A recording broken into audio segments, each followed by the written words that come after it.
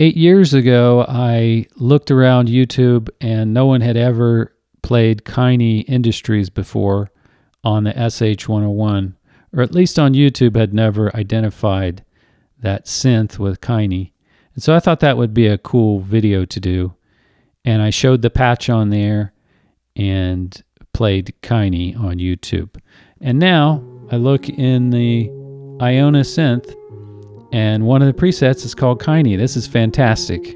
So let's give that a listen. So an interesting little aside here. When Boards of Canada recorded Kaini Industries, they modulated the frequency by hand. And the reason I'm pretty sure about that is because when you put a sequence in the SH-101, you have to use your LFO as your clock. So if you're modulating something, it's going to go crazy when you play your sequence. I'll show you what I mean.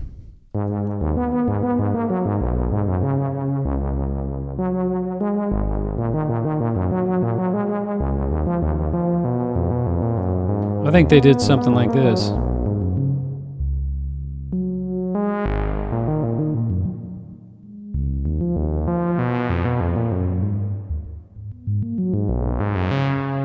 It's a pretty short song, so I think they probably just modulated it like that. Because when your modulator becomes your clock, you can no longer do something like that with heavy modulation. Now this is something I never thought I would be doing. See the blue cables going out of the back of the MPC and over into my SH-101. So I'm using the CV and gate out of the MPC to play Kaini Industries, just dry with no reverb. So it doesn't sound exactly right yet because there's no reverb on it.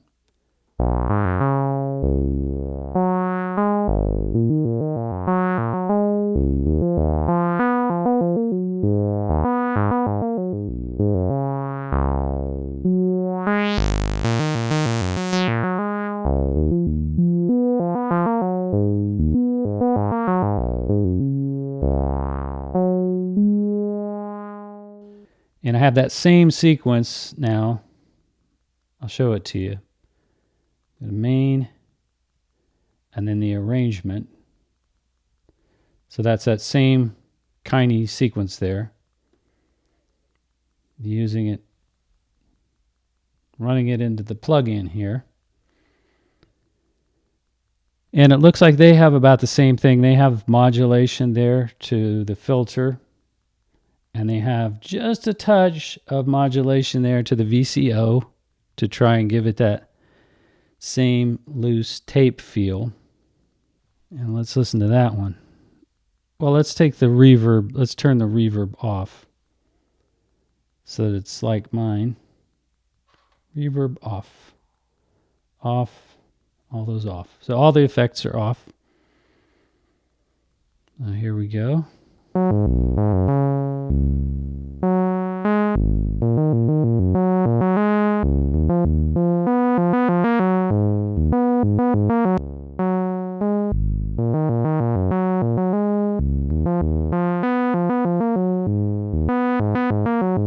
Sounds pretty good to me. Put the effects back on it. They had a reverb on it.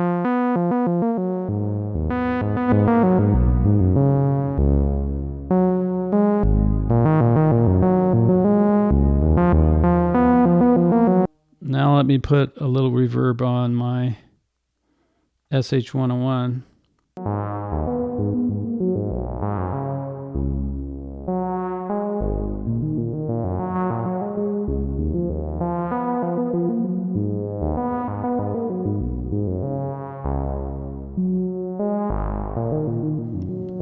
So that's the SH-101 being played by the MPC.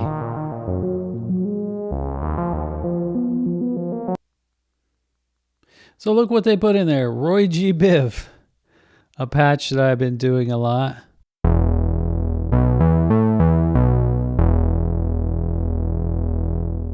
Yep, sounds good. Sounds like the pulse width modulation. So check this out. They put I am self-employed by Aphex from Analord 06.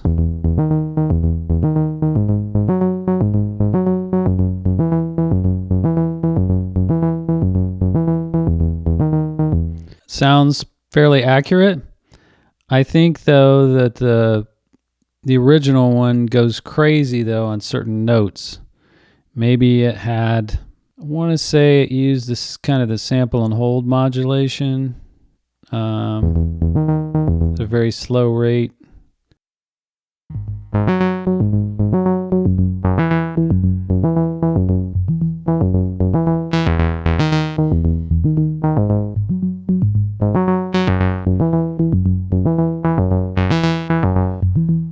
Make the filter go crazy once in a while like the original one. Well, polynomial, and they put the sequence in there too.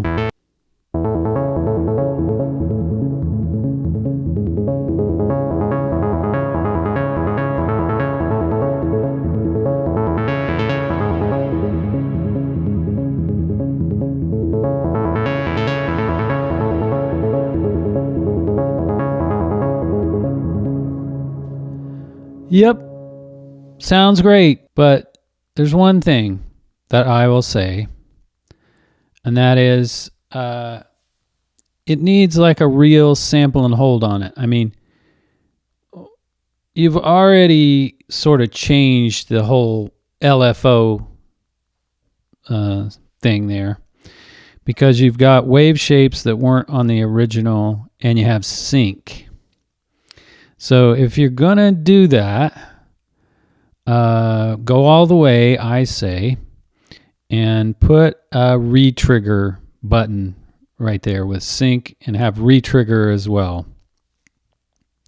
Because what I could do then is if I put it on sample and hold shape, wave shape, and put retrigger and then turn the speed all the way down to 0, and then every key, every time I hit a pad, I should get, and I put the modulation on, let's say VCO modulation, I should get a different note out every single time that I hit the pad. The same way with the filter mod over here. If I mod the filter all the way, I should get a different filter out every time I hit the same pad, you know? And it's something the original didn't have, but it's something that the TAL VSTs have. And I think it would be a great addition. All you'd have to do is just have another little switch there that said retrigger or whatever, maybe up here at the top, because you got sync down there. You could have retrigger up there. And just so it would operate like a normal sample and hold LFO, you know, in a Euro rack or something like that. Since you've already gone and done that, I mean, you might as well put something really cool on there that the TAL baseline VST has. Well, anyway, I spent a lot of time putting in the Kaini sequence in there, more than what I should have. So I'm going to wrap this up. But suffice it to say, this is a really great little emulation of the SH-101. Anyway, hope you enjoyed it. See you in the next one.